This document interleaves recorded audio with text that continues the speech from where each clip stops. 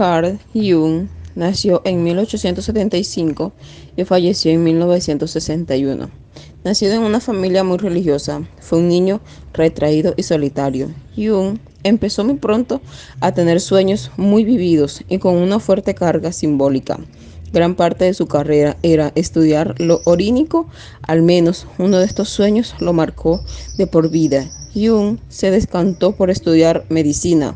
Al terminar empezó a trabajar como ayudante en un hospital y poco después se desencantó por la especialidad psiquiátrica. Proponía una visión materialista y reduccionista de la enfermedad mental. Jung creía que no podía entender la mente humana, renunciando al estudio de los símbolos en la historia de la cultura humana, por lo que no compartía el enfoque de lo que hoy entendemos como psiquiatría. Por lo tanto, Jung siempre se movió en la transición entre lo material y lo espiritual, algo que le ganó no pocos enemigos en el mundo académico. Sin embargo, había un investigador de base filosófica materialista que le interesaba sobremanera y su nombre era Sigmund Freud. Jung y Freud empezaron a enviarse cartas en 1906 y un año después se conocieron en Viena. En su primer encuentro, según el periodo Jung, estuvieron hablando más de 13 horas. Sigmund Freud se convirtió en una especie de mentor por el joven psiquiatra que ya se había interesado por el psicoanálisis desde hace unos años. Jung propuso una manera de entender la psicología que en su día no parecía muy convencional y que en la actualidad lo sería aún menos.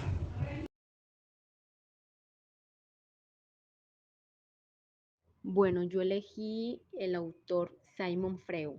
Simon Freud nació el 6 de mayo de 1856 en Moravia.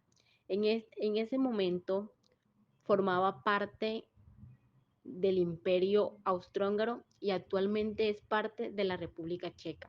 Su familia se trasladó a Viena cuando era un niño. Fue el mayor de los 8 hermanos. Freud estudió medicina en la Universidad de Viena, donde se especializó en neurología y se interesó particularmente en las teorías de la histeria y trabajó con el doctor Jean Martin en París, quien le introdujo en el uso de la hipnosis como tratamiento para la histeria. Freud desarrolló gradualmente sus propias teorías sobre la mente y el comportamiento humano, basadas en la idea de que los procesos mentales están influenciados por fuerzas inconscientes. Propuso que la mente está dividida en tres partes: el consciente, el preconsciente y el inconsciente. Su trabajo se centró en la exploración del inconsciente a través de las técnicas como la asociación libre y la interpretación de los sueños. Simon Freud fue un neurólogo y analista considerado el padre de la psicoanálisis, una teoría que revolucionó la comprensión de la mente humana y la conducta. Muchas gracias. Buenas, me presento, mi nombre es Katherine González y vengo a hablarles sobre el podcast de la programación radial del curso de enfoques clásicos de la psicología.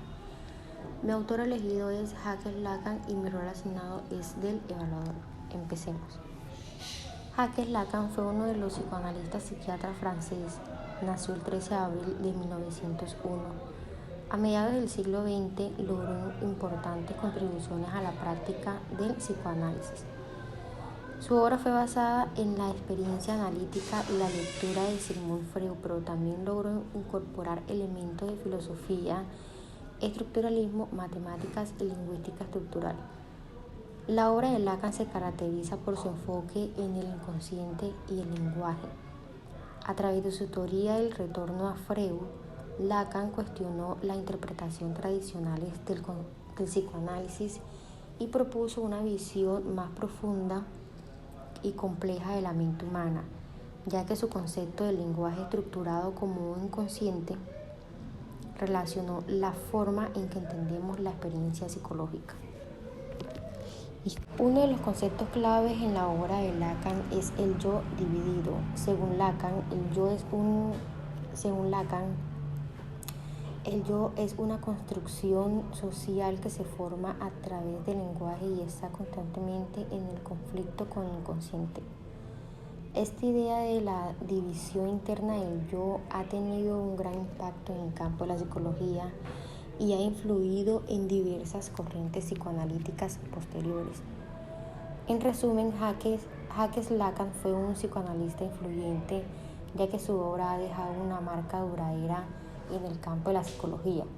Su enfoque en el inconsciente y el lenguaje ha abierto nuevas perspectivas en la comprensión de la mente. Para finalizar con este podcast, no podemos olvidar los 3 registros que el psicoanalista francés Jacques Lacan constituye la estructura del funcionamiento psíquico de los seres humanos. Es decir, que si estos tres registros interactúan y deben mantener un equilibrio para que la personalidad se desarrolle de manera saludable, ya que si hay desequilibrio pueden surgir patologías que afectan la vida cotidiana del ser humano. De esas hablamos de lo imaginario, lo real y lo simbólico. Buenas tardes, estimados compañeros y tutores. Mi nombre es Yuris Peña del programa de Psicología, cursando segundo semestre. A continuación les hablaré sobre los aportes fundamentales de una relevante autora del psicoanálisis, Melanie Klein. Nacida el 30 de marzo de 1882 en Viena, fue una psicoanalista, creadora de la teoría del funcionamiento psíquico, discípulo del Sigmund Freud y una de las autoras del psicoanálisis más importante. Melanie Klein es conocida por su ajuste del modelo psicoanalítico al trabajo con niños, siendo una de las principales autoras en trabajar con menores.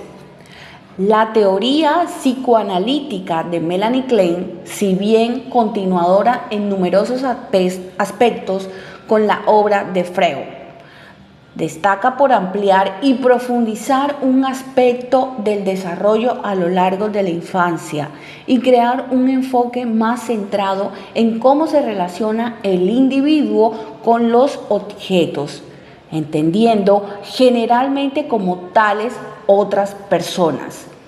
Siendo esta la base de la teoría de las relaciones objetales, cuya teoría se establece que el sujeto se relaciona con el medio a partir de las sensaciones e impulsos que siente y proyecta sobre los objetos de su impulso. Las relaciones con dichos objetos generan huellas permanentes que marcarán la futura relación con otros. Internalizándose las experiencias vividas y originándose en base a ellas la estructura psicológica del sujeto, así la configuración psíquica de una persona estaría basada en cómo se ha relacionado o cómo ha internalizado la interacción con dichos objetos, desarrollándose el individuo en base a ello. Además, en la teoría psicoanalítica de Klein, el ser humano se encuentra desde el nacimiento en un constante estado de conflicto entre pulsaciones de vida o amor o de muerte u odio. A lo largo del desarrollo del ser, el sujeto deberá ir superando las etapas y conflictos propios de la etapa vital que se está viviendo, forjando un equilibrio entre lo externo y lo interno a través de las relaciones con los diferentes objetos y enriqueciendo con el tiempo su yo, personalidad y carácter. Ahora, si bien la obra de Melanie Klein es una gran parte seguidora de la de Sigmund Freud, existen algunos aspectos en los cuales se pueden encontrar divergencias. Una de las principales es que mientras el padre del psicoanálisis considera que en el nacimiento el ser humano es puro ello, en la teoría psicoanalítica de Melanie Klein se cree que desde el parto el infante tiene un yo primitivo que le permite vincularse con los objetos y proyectar ellos sus propios impulsos y conflictos inconscientes. Las posiciones del desarrollo en la teoría psicoanalítica de Melanie Klein se establece que a lo largo del desarrollo el ser humano pasa por una serie de etapas en las cuales va desarrollando el yo y las relaciones con el entorno.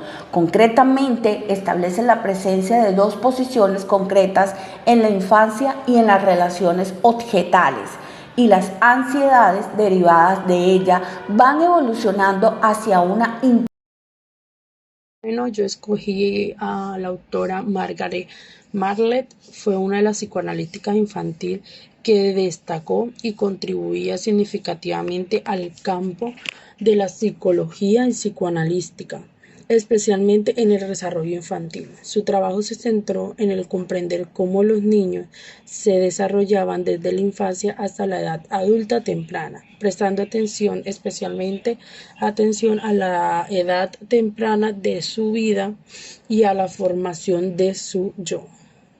Uno de los conceptos fundamentales en el trabajo de Margaret es la separación de individuación. Según su teoría, los bebés pasan por un proceso gradual de separación del cuidador primario y del desarrollo de una identidad individual. Margaret identificó varias fases en este proceso, desde la simbiosis inicial entre el bebé y la madre hasta la autonomía y la capacidad de establecer relaciones independientes. Margaret también destacó importancia de la relación entre madres y hijos, el desarrollo emocional del niño. Ella describió cómo la madre o el cuidador principal proporcionan un entorno seguro y afectuoso que permiten al niño explorar el mundo y el desarrollo un sentimiento confianza en sí mismo. Además, Margaret integró conceptos psicoanalíticos con observaciones empíricas del desarrollo infantil, utilizados mediante las observaciones directivas para el estudio a los niños en entornos naturales. Su enfoque en las observaciones directas y las interacciones empíricas ayudó a establecer una base sólida para la comprensión del desarrollo infantil dentro del marco psicoanalítico.